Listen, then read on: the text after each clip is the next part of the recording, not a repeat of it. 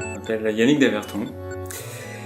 Je travaille sur Clermont-Ferrand et je suis donc plasticien. C'est en ayant vu simplement ma mère coudre et faire ce genre de travaux. Je me souviens qu'elle avait une boîte de couture et pour moi c'était un véritable trésor quoi, avec tous les boutons, les épingles et tout, et j'adorais fourrer mon nez dedans. Et j'ai trouvé que c'était un matériau formidable une fois que j'étais au Beaux-Arts quoi. Évidemment important de pouvoir montrer son travail et justement d'avoir un regard différent déjà.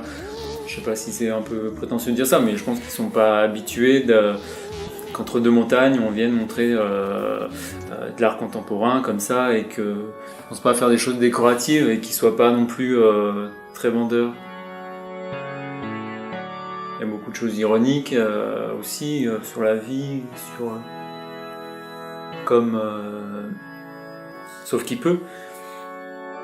C'est chacun pour soi et puis c'est comme un petit gag. La plupart de mes travaux ont un lien avec mon éducation par rapport à ma mère parce que justement voilà, mère divorcée, élevant 2 enfants et ayant quand même un travail en usine. Je trouve ça formidable ce qu'elle a fait. Je me dis plus je fais cette pièce en ayant pour but de toujours parler de la même chose. C'est pour ça que justement l'arrangement numéro 2 a évolué par rapport à la numéro 1 qui elle était vraiment un but de reproduire les gestes d'empilement, de rangement.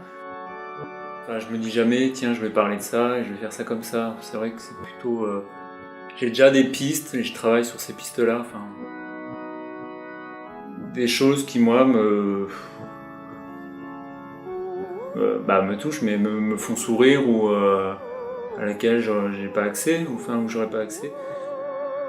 J'aime me plaire dans la nostalgie de l'enfance et les sentiments de l'enfant. Et que maintenant je suis adulte, il y a un goût amer ou une nostalgie qui fait que j'ai créé ce trésor gardé par ce monstre en tissu. Tout ce qui brille a une valeur de trésor, mais en adulte c'est du toc. Et justement les matériaux que j'ai utilisés c'est tout du toc. Pour les enfants, la valeur n'est pas la même, c'est merveilleux. Je me rattache à certains souvenirs et que j'aime les transformer justement. J'ai cherché un objet qui pouvait représenter, on va dire, le premier acte de rébellion pour un enfant en public. Je crois que c'est le seul endroit où vous aurez le droit de coller un chewing-gum sur une table sans vous faire gronder, donc coloré, je ne fais peut-être pas attention. Voilà, visuellement on le voit, on sourit je pense. J'essaie de faire des associations assez simples pour que le travail soit normalement puisse s'exprimer tout seul, enfin, sans trop d'explications.